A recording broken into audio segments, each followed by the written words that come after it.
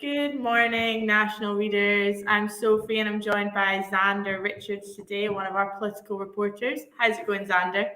Yeah, good. Good morning. I've just seen that Bruce Springsteen will be playing in Edinburgh next year, so I'm very, very excited about that. Breaking. That's a good Yeah. news report. The boss coming to Scotland, so yeah, that'll be a really, really nice event. I've just been looking where I can get tickets. Try and get yourself some press tickets to review it. Yeah, maybe they'll let us. But yeah, that hasn't made our front page, unfortunately, because No, it's not the biggest news of the day.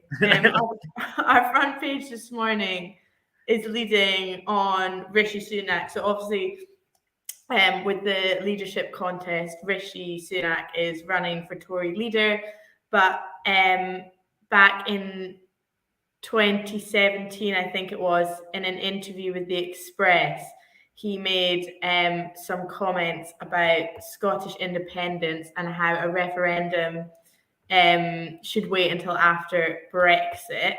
Brexit's obviously, the Brexit vote has also been done. So this is what he said. It seems hard to block a Scottish independence referendum, but we should push the timing until after Brexit so the choice is clearer for people. So what do you think about this, Xander? Well, it's a sensible position, isn't it? Which is not something we're overly used to hearing from the Tories when it comes to a second independence referendum. I mean, the choice is clearer now. It's more and more obvious what a Brexit Britain is going to look like. I mean, Mary Black was saying on the front page the other day how the Tories are sliding more and more to the right. I mean, Sunak himself is talking about running the economy like Thatcher. So maybe all this talk of dragging the UK back to the 1970s is a bit more serious than we'd like to think. So, I mean, yeah, it feels like the choice is much clearer now. People should be asked again. I mean, whether or not Rishi Sunak will have the same opinion now as he did in 2017. Obviously, Tories like to change their minds, something that they're not going to allow Scotland the chance to do.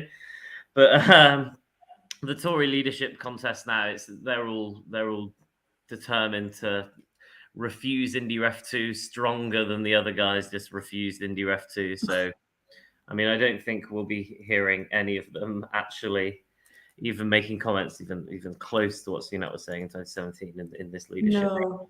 It'll be interesting to see whether his comments come up with the other candidates, whether the other candidates sort of use this against him, because a lot of candidates are going pretty hard on the Scottish independence question. So keep your eyes peeled to see if Laura's story causes some waves. Yeah.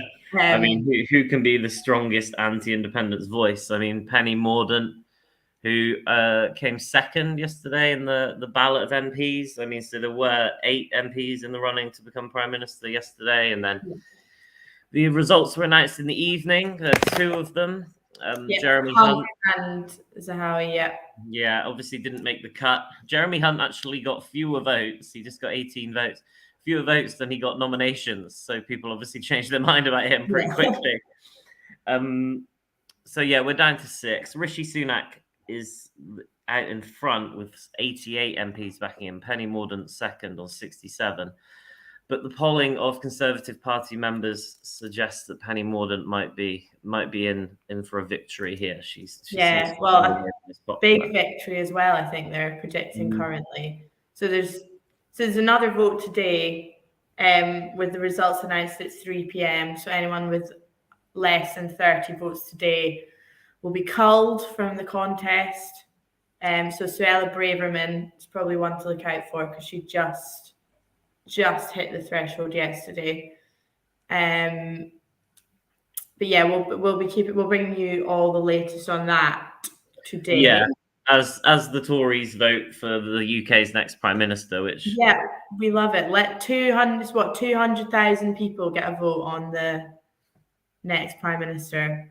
Yeah, so I mean, Nicola Sturgeon's actually referenced that in the trail of her speech that was released to the media last night, because she will be in Butte House in about 20 minutes. They should be just letting letting the journalists in the next 2 minutes or so. We've got our reporter Abby Garton Crosby over in Edinburgh for the event, so expect reporting from her from that. But yeah, in the trial that was released to the media yesterday evening, Nicola Sturgeon did speak about the Tory leadership race. She said, "A prime minister with no democratic endorsement from Scotland is about to be replaced by yet another prime minister that Scotland hasn't voted for."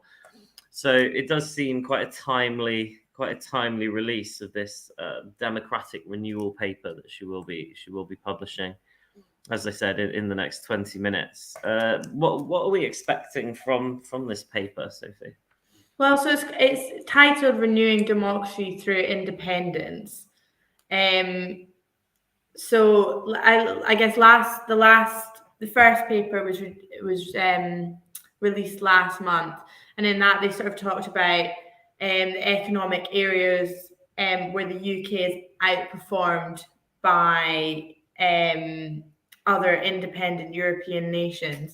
So we haven't got too much on it, but I think we're expecting it to. She'll talk a lot about sort of democratic right and Scotland's democratic right. I wonder whether the EU might come into it. What do you think, Xander? I don't know. I wouldn't be surprised if we saw a similar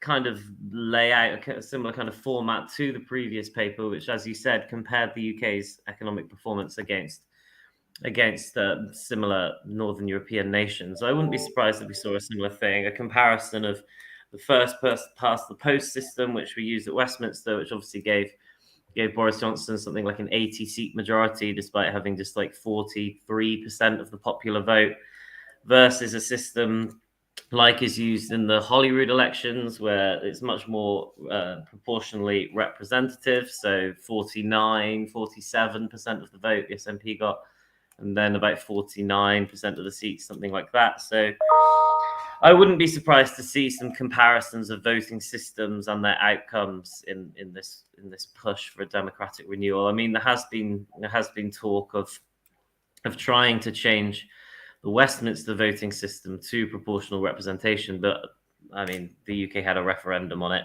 and it was rejected quite resoundingly. And we all know that the UK government doesn't like to rerun referendums. So yeah, we'll see. Like I said, probably expecting more comparisons. Probably putting the idea of an independent Scotland in a good light. I'd be surprised if we didn't do that.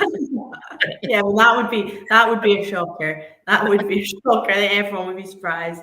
Yeah, I think it's the Scottish government will be keen to sort of draw on examples of other countries to sort of present it in a tangible light.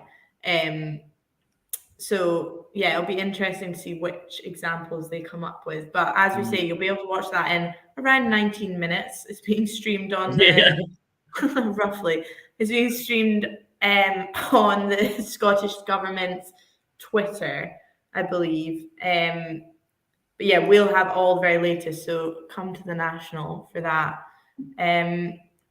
What else has been happening, Xander? In 18 minutes time, not that we're watching the clock. It's kind of dry. But well, obviously, it's not only the SNP and the Scottish government putting independence into the kind of media spotlight. I mean, yesterday at PMQ's, Alpa's two MPs, Kenny McCaskill and Neil Hanvey, made a bit of a scene. I mean, watching the speaker, Lindsay Hoyle, he was really angry.